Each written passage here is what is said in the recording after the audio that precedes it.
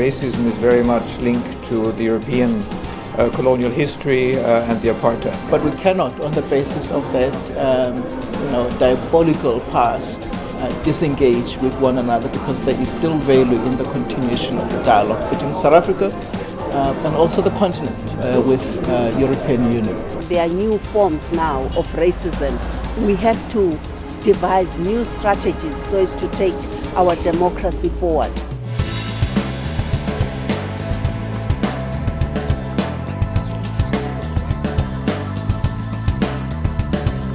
There's a definite frustration on ground level towards this thing of a dialogue. I think people want more, people want action.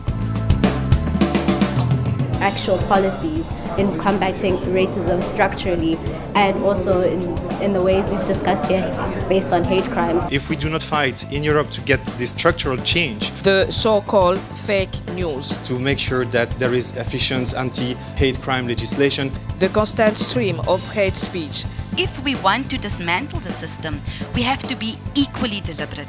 Public figures and opinion leaders to stand firm against racism. The problem is not one race or the other. The problem is the miseducation. One absolute freedom. This is the freedom of conscience. We're not a new South Africa.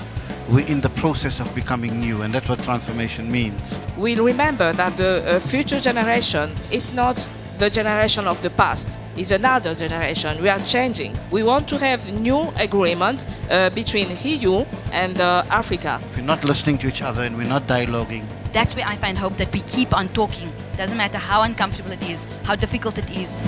We cannot assume that because we have come this far, the battle is over. We must give hope for the future generation. The long-standing racist view of Africa is structural. It's not an easy challenge to overcome, it's not an easy war to win, but it's a war that we need to continue fighting.